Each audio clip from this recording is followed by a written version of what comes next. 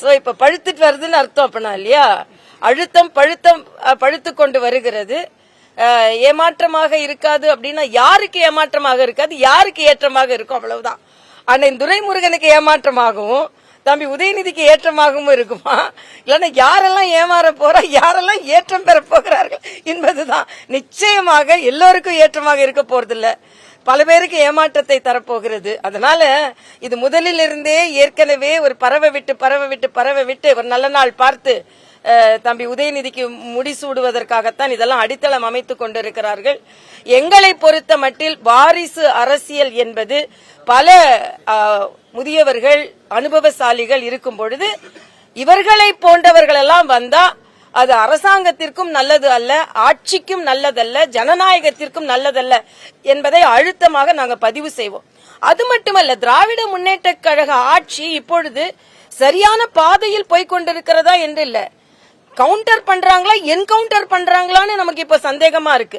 சிலவற்றை கவுண்டர் பண்ணணும், நம்ம அரசியல் கவுண்டர் பண்ணணும்னு நினைத்து கொண்டிருக்க நேரத்தில் என்கவுண்டர்கள் அதிகமா இருக்குது. எதுக்கு கோர்ட்டு, எதுக்கு கேஸ், எதற்கு பல இடங்களில், அதாவது தவிர்க்க முடியாத காரணங்களால இருந்தா பரவாயில்ல. நான் இப்போ ஒரு செய்தி படித்தேன், திராவிட முன்னேற்ற கழக ஆட்சிக்கு வந்த பிறகு 17 என்கவுண்டர்கள் நடைபெற்றிருக்கிறது என்பது. இது மிக அதிர்ச்சி அளிக்கக்கூடியதாக ஒன்றாக இருக்கிறது. ஆக இது விசாரிக்கப்பட வேண்டும், குற்றவாளிகள் வெளிக்கொணரப்பட வேண்டும், குற்றம் வெளிக்கொணரப்பட வேண்டும். அப்படி இல்லாம இது குற்றவாளிகளை யாரையோ காப்பாற்றுவதற்கு இதெல்லாம் நடைபெறுகிறதோ என்ற ஒரு அச்சமும் நமக்கு வருகிறது. ஆக சட்டம் ஒழுங்கு சரியில்லை, இன்னைக்கு கஞ்சா பழக்கம் தலைவிரித்து ஆடிக்கொண்டிருக்கிறது, பாலியல் குற்றங்கள் தமிழகத்தில் அதிகம் நடந்து கொண்டிருக்கிறது.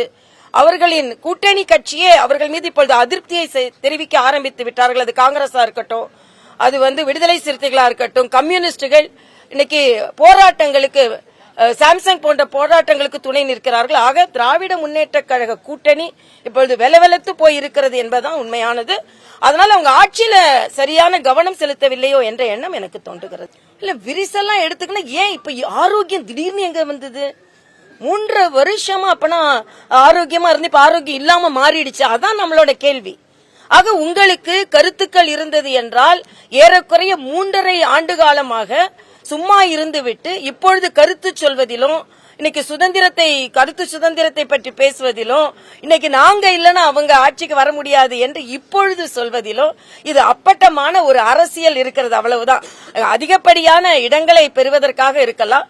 இது துணை முதலமைச்சராக வர வேண்டும் என்ற கோரிக்கை அவங்க வைக்கல. நான் ஏறக்குறைய 3 மாதங்களுக்கு முன்னாலேயே RK நகர்ல பேசும்போது நான் சொன்னேன், துணை முதலமைச்சர் சமூக நீதியை பற்றி பேசிக் கொண்டிருக்கும் முதலமைச்சர் அவர்கள் ஏன் துணை முதலமைச்சராக திருமாவளவன் போன்றவர்களை ஏன் அவர்கள் சிந்திக்க கூடாது என்று நான் ஒரு 3 மாதத்திற்கு முன்னாலே கேட்டிருக்கிறேன். சமூக நீதியை பற்றி பேசிக் கொண்டிருக்கிறார்கள், பேசுவதெல்லாம் சமூக நீதி, ஆனால் கொடுப்பது உதயநிதி, அவ்வளவுதான். நன்றி. செய்திகளை உடனுக்குடனும் துல்லியமாகவும் தெரிந்து கொள்ள சப்ஸ்கிரைப் பண்ணுங்க.